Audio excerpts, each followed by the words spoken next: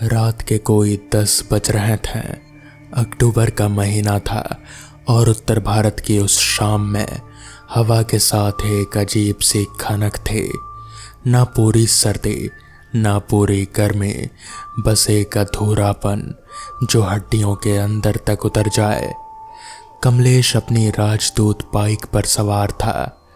Engine की थड़थड़ाहट रात की खामोशी को चीरती हुई आगे बढ़ रहे थे। उसने ऊपर से एक हल्की जैकेट पहन रखे थे और बाल हवा में उड़ रहे थे। उसके दोस्त रमेश का नया घर था शहर के उस पार, पुराने मोहल्ले के करीब 12-13 किलोमीटर दूर। गृह प्रवेश की पूजा थी। रमेश ने खुद फोन करके बुलाया था। कहा था कि पंडित जी रात को ही पूजा करवाएंगे। शुभ मुहूर्त बस यही है। कमलेश देर से निकला था। घर में कुछ काम आ गया था और अब वो तेजी से चला जा रहा था कि कहीं पूजा छूट ना जाए। शहर की रोशनियां धीरे धीरे पीछे छूट रही थी। कमलेश को रास्ता मालूम था, कम से कम यही उसे लग रहा था। उसने रमेश से फोन पर सुना था, किसी ने कागज पर लिख कर दिया था, मगर वो कागज वो घर पर ही भूल आया था। दिमाग में जो नक्शा था वो धुंधला था। बाईं तरफ मुड़ना था एक बड़े चौराहे पर, फिर सीधे जाना था, मगर रात में सारे चौराहे एक जैसे दिखते थे। उसने बाईं तरफ मोड़ लिया। पहले 2-3 मिनट सब ठीक लगा। सड़क पक्के थे, दोनों तरफ कुछ मकान थे, मगर धीरे धीरे मकान कम होते गए, रोशनी कम होती गई और सड़क संकरी होती चली गई। कमलेश को एहसास हुआ कि कुछ गड़बड़ है, मगर तब तक वो काफी आगे निकल चुका था। दोनों तरफ पेड़ थे, घने ऊंचे, आपस में इस कदर उलझे हुए कि ऊपर आसमान भी ठीक से दिखाई नहीं देता था। अक्टूबर की उस रात चांद था, मगर पेड़ों की टहनियों ने उसे भी जाली में बंद कर लिया था। बाइक की हेडलाइट से जितनी रोशनी आती थी बस उतनी ही दुनिया थी, आगे बस अंधेरा। कमलेश ने बाइक की रफ्तार कम की। उसने सोचा कि वापस मुड़ जाए, मगर सड़क इतनी संकरी थी कि मुड़ना आसान नहीं था और पीछे जाना मतलब वापस उसी रास्ते में, उसी अंधेरे में जहां से वो आया था। उसने तय किया कि थोड़ा और आगे जाए, शायद कोई मोड़ आए, शायद कोई घर आए, कोई इंसान मिले जो रास्ता बता सके। हवा अचानक रुक गई। पेड़ों की पत्तियां जो अब तक सरसराती रहती थीं एकदम थम गई। इंजन की आवाज के अलावा कुछ नहीं था। कमलेश को उस खामोशी में एक अजीब सी बेचैनी हुई। वो खामोशी जो कभी कभी तूफान से पहले आती है, मगर आसमान साफ था। तभी उसे रोशनी दिखी। सड़क के बाईं तरफ कोई 100 मीटर आगे एक सफेद गाड़ी खड़ी थी। उसके ऊपर लाल नीली लाइट थी बुझी हुई और सफेद बॉडी पर लाल रंग से लिखा था एम्बुलेंस। कमलेश की बाइक धीमी हुई। एम्बुलेंस रोड के किनारे खड़े थे, इंजन बंद, ना कोई आवाज ना कोई हलचल, बस खड़े थे जैसे किसी ने वहां छोड़ दी हो और चला गया हो। उसकी हेडलाइटें बंद थी। गाड़ी के शीशों पर हल्की धुंध जमे थे। कमलेश ने बाइक रोकी और स्टैंड लगाया। उसने सोचा एम्बुलेंस है तो ड्राइवर होगा तो रास्ता पता होगा। वो उतरा और एम्बुलेंस की तरफ चला।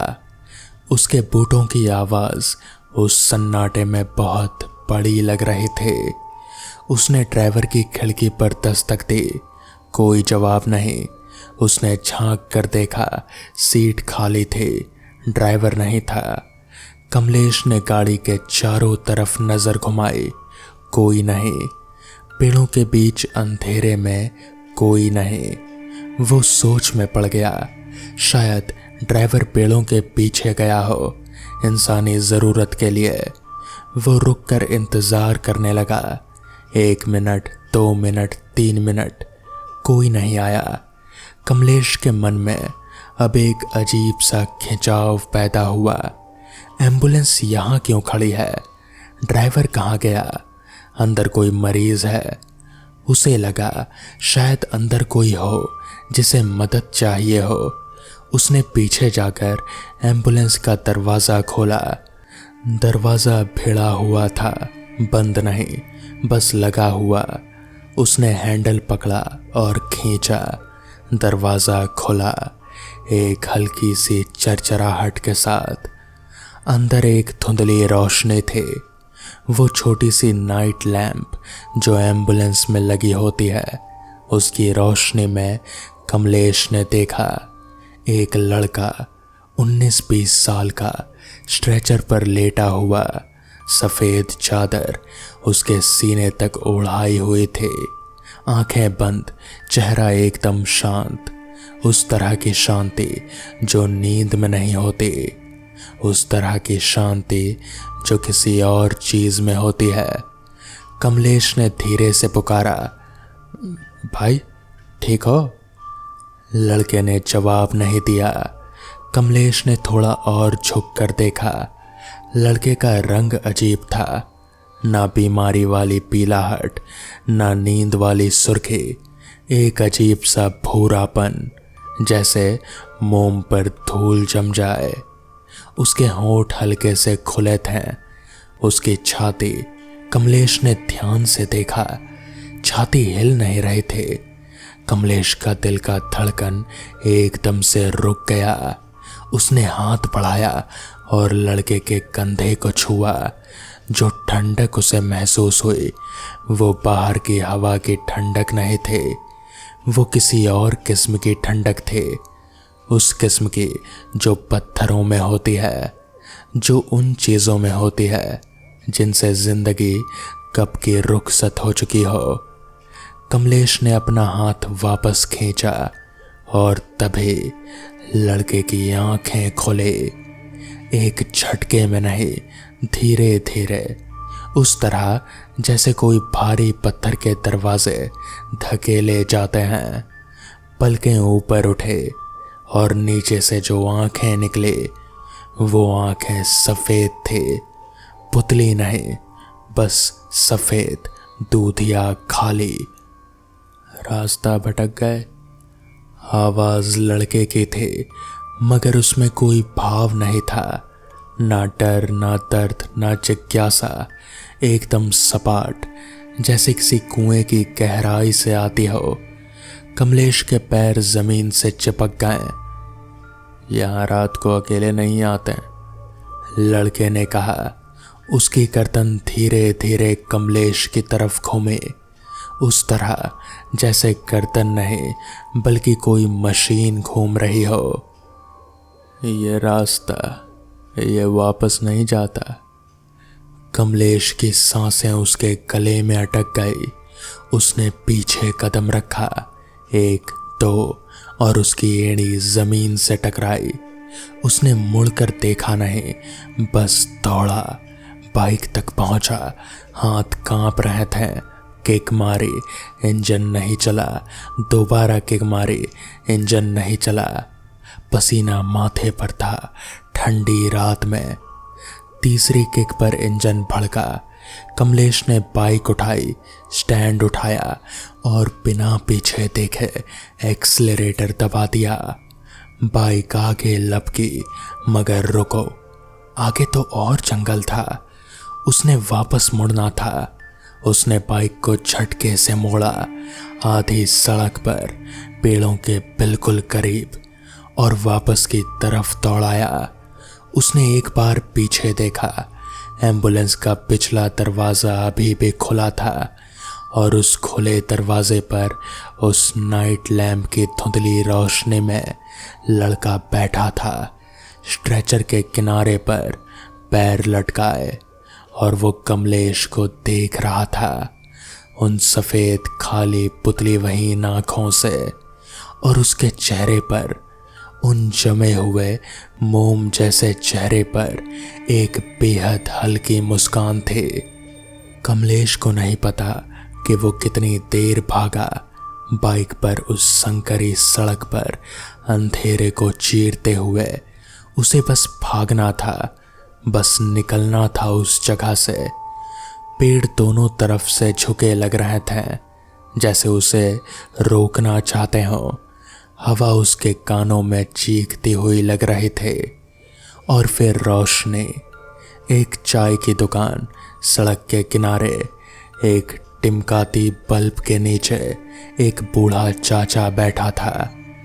कमलेश ने बाइक रोकी, वो उतरा और लगभग लड़खड़ाते हुए दुकान के पास पहुंचा।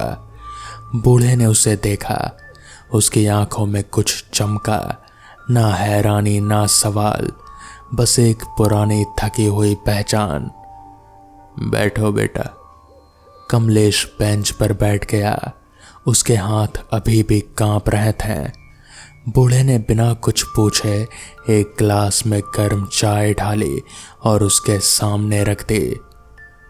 उस रास्ते से आ रहे हो? उसने पूछा। आवाज में कोई हैरानी नहीं थी। कमलेश ने हाँ में सिर हिलाया। बूढ़े ने एक लंबी सांस ली और उसने अपने हाथ की बीड़ी जमीन पर मस ली। वो एम्बुलेंस देखी? कमलेश का ग्लास उठाने ही वाला था वो कि उसका हाथ रुक गया। 30 साल पहले की बात है, बूढ़े ने कहा धीरे धीरे, जैसे किसी पुरानी कब्र का पत्थर हटा रहा हो। इसी रात की तरह अक्टूबर का महीना था। एक एम्बुलेंस इसी रास्ते से गुजरी थी, तेज रफ्तार से। अंदर एक लड़का था, 19-20 साल का होगा। एक्सीडेंट हुआ था उसे शहर में। एम्बुलेंस उसे अस्पताल ले जा रही थी। बूढ़े ने एक पल के लिए रुककर आसमान की तरफ देखा। आगे जाकर ड्राइवर को नींद आ गई। गाड़ी पेड़ से टकराई। ड्राइवर तो बच गया, मामूली चोट लगी, मगर लड़का वो पहले से ही चोटिल था। बूढ़े ने वाक्य पूरा नहीं किया, उसकी जरूरत नहीं थी। उसके बाद से, बूढ़े ने कहा, जो भी उस रास्ते पर रात को जाता है वो एम्बुलेंस दिखती है वहीं खड़ी। और वो लड़का। कमलेश ने चाय का घूंट लिया। गर्म थे मगर उसे ठंडक महसूस हुई। लोग कहते हैं कि वो लड़का अभी भी समझ नहीं पाया कि वो जा चुका है। वो अभी भी उस एम्बुलेंस में है, इंतज़ार कर रहा है अस्पताल पहुंचने का।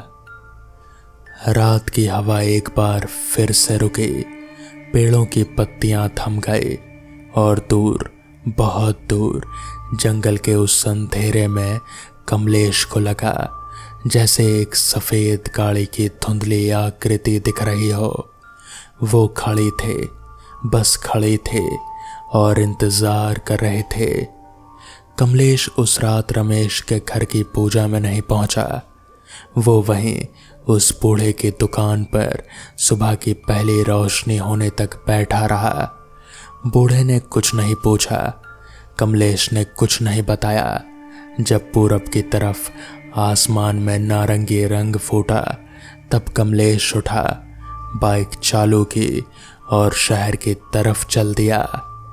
उसने कभी उस रास्ते पर दोबारा कदम नहीं रखा, मगर कभी कभी, बहुत कभी कभी, जब रात गहरी होती है और हवा अचानक रुक जाती है, कमलेश को उस लड़के की सफ़ेद आंखें याद आती है और वो मुस्कान, वो हल्की बेजान खामोश मुस्कान जो तब थी जब होनी चाहिए थी। तो दोस्तों, ये थी आज की पहली कहानी। तो चलिए बढ़ते हैं आज की दूसरी कहानी की ओर। त्रिपाल ने अपना ऑटो रिक्शा स्टेशन के बाहर खड़ा किया था। नवंबर की ठंड हड्डियों में उतर रहे थे और कोहरा धीरे धीरे सड़क पर अपना दामन बिछाने लगा था। त्रिपाल थका हुआ था। सुबह से शाम तक सवारियां ढोते ढोते उसकी पीठ दर्द कर रहे थे। उसने सोचा था कि आज बस एक दो सवारी और फिर घर। तभी एक आदमी आया, लंबा कद, काला कोट, हाथ में एक पुराना थैला। चेहरे पर एक अजीब सी शांति थी, ना घबराहट ना जल्दबाजी, जैसे वो जानता हो कि त्रिपाल उसका ही इंतजार कर रहा था। बिमलपुर चलोगे? त्रिपाल ने उसे देखा। बिमलपुर शहर से कोई 35 किलोमीटर दूर, जंगल के उस पार एक छोटा सा गांव। रात को उस रास्ते पर जाना कोई समझदारी की बात नहीं थी, लेकिन उस आदमी ने जो किराया बताया वो सुनकर त्रिपाल की थकान जाती रही। बैठ जाइए। ऑटो जैसे जैसे शहर की रोशनी से दूर होता गया, रात और गहरी होती गई। सड़क के दोनों तरफ के मकान पहले कम हुए, फिर खेत आए और फिर धीरे धीरे वो घना जंगल शुरू हो गया जो बिमलपुर का रास्ता था। पेड़ इतने ऊंचे थे कि चांद की रोशनी भी उनसे छनकर जमीन तक पहुंचते पहुंचते दम तोड़ देती थी। त्रिपाल ने शीशे में पीछे बैठे उस आदमी को देखा। वो बाहर देख रहा था, बिल्कुल खामोश, ना खांसी ना हलचल, जैसे कोई तस्वीर हो। अजीब आदमी है, त्रिपाल ने सोचा और ऑटो की रफ्तार थोड़ी बढ़ा दी। बिमलपुर का रास्ता तकरीबन 45 मिनट का था। जब गांव की धुंधली रोशनी दिखे तो त्रिपाल ने राहत की सांस ली। आदमी ने एक पुराने मकान के सामने रुकने का इशारा किया। मकान के दरवाजे पर एक बुजुर्ग औरत खड़ी थी, जैसे उसे पता था कि वो आ रहा है। किराया चुकाया गया। आदमी उतरा, बिना मुड़े, बिना शुक्रिया कहे, और उस मकान में समा गया। त्रिपाल ने ऑटो मोड़ा और वापस चल दिया। वापसी का रास्ता और भी वीरान था। कोहरा अब और घना हो गया था और ऑटो की हेडलाइट उस धुंध में महज कुछ मीटर तक ही रोशनी फेंक पाती थी। जंगल के उस हिस्से में मोबाइल नेटवर्क कभी नहीं था। त्रिपाल ने एक बार फोन में देखा, नो सिग्नल। रात की खामोशी बस उसके ऑटो के इंजन की आवाज से टूट रही थी। तभी उसे कुछ दिखा। सड़क के बीचों बीच एक आकृति थी। त्रिपाल ने ब्रेक लगाया और ऑटो रुकते रुकते रुका। हेडलाइट की रोशनी में जो दिखा वो एक बूढ़ा आदमी था। सड़क पर औंधा गिरा हुआ, सफेद धोती में, सिर पर पगड़ी। त्रिपाल का दिल एक पल के लिए रुक गया। उसने इधर उधर देखा, ना कोई घर, ना कोई आदमी, ना कोई जानवर, बस जंगल, कोहरा और वो गिरा हुआ बूढ़ा। वो ऑटो से उतरा। बाबा, ओ बाबा। कोई जवाब नहीं। त्रिपाल ने पास जाकर उसके कंधे पर हाथ रखा और उसकी सांस सटक गई। वो कंधा इस कदर ठंडा था जैसे बर्फ में दबा हो। नवंबर की रात में भी इंसान का बदन इतना ठंडा नहीं होता। उसने बूढ़े को पलटाया।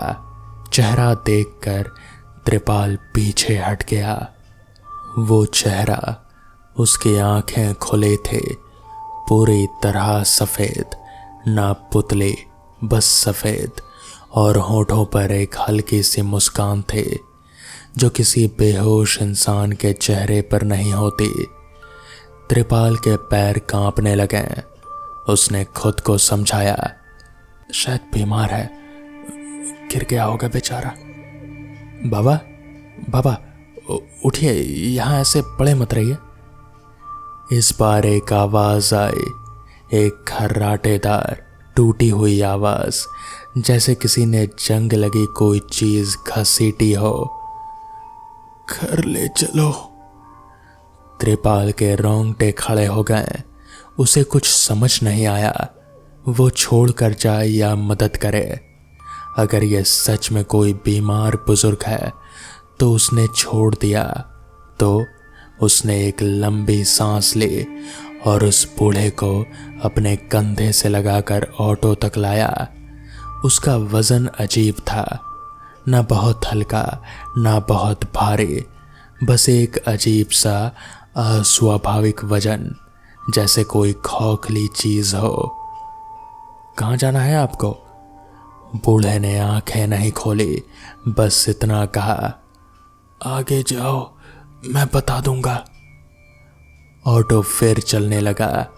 त्रिपाल ने शीशे में देखा, बूढ़ा सीट पर टिका था, आंखें बंद, हाथ घुटनों पर। लेकिन कुछ था जो गलत था। त्रिपाल समझ नहीं पा रहा था कि वो क्या है। बस एक बेचैनी थी जो सीने में धंसती जा रहे थे। फिर उसे एहसास हुआ वो बूढ़ा सांस नहीं ले रहा था। त्रिपाल ने फिर से शीशे में देखा, ध्यान से, गौर से। छाती हिल नहीं रहे थे, कंधे स्थिर थे। जिस तरह से वो बैठा था वो किसी जीते जागते इंसान की मुद्रा नहीं थे। वो एक ऐसी स्थिरता थे जो सिर्फ मुर्दों में होती है। त्रिपाल का पसीना ठंड में भी निकल आया। उसने ऑटो नहीं रोका, रोकने की हिम्मत नहीं थी, बस चलाता रहा, आगे और आगे। तभी जंगल में कुछ हुआ। सड़क के दाईं तरफ पेड़ों के बीच एक रोशनी थी, धुंधली नीली सी। त्रिपाल ने पहले सोचा शायद कोई घर है, लेकिन वो रोशनी हिल रही थी, धीरे धीरे, जैसे कोई उसे ले जा रहा हो। और फिर वो रोशनी उड़ी जमीन से ऊपर, पेड़ों के बीच और सीधे सड़क की तरफ। त्रिपाल ने ऑटो का एक्सेलरेटर दबाया। पीछे से आवाज आई, रुको। वो आवाज अब वैसी नहीं थी जैसे पहले जो टूटी फूटी आवाज थी।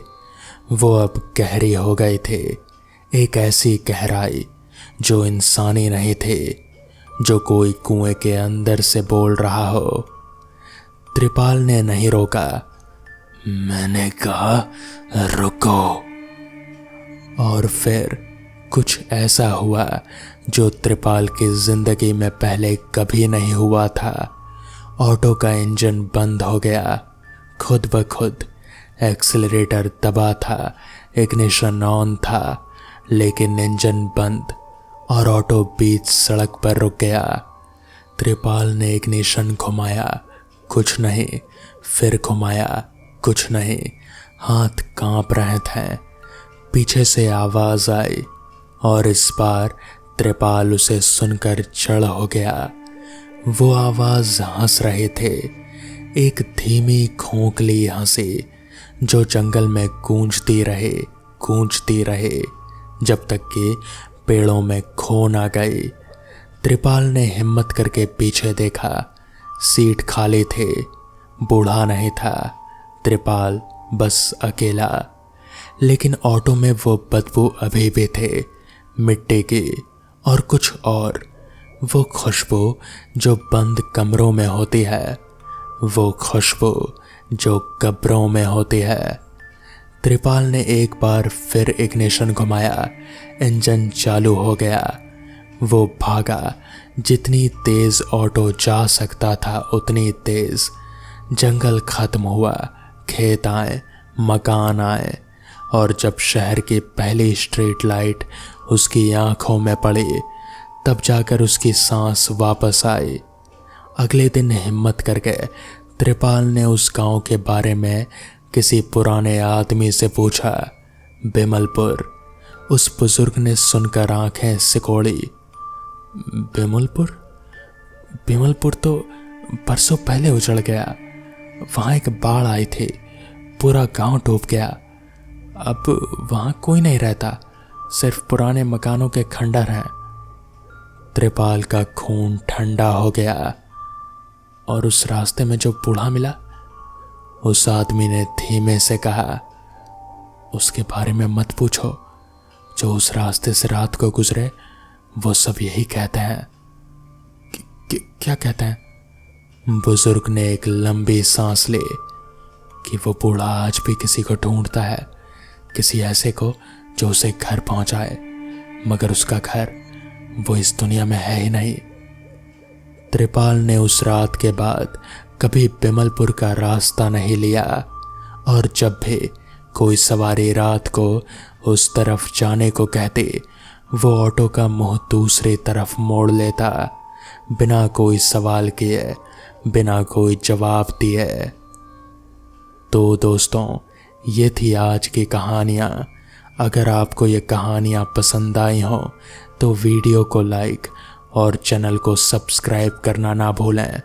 तो मैं आपका दोस्त आर्यन जल्द ही मिलूँगा आपसे ऐसी ही किसी नई कहानी के साथ। तब तक के लिए अपना ख्याल रखें।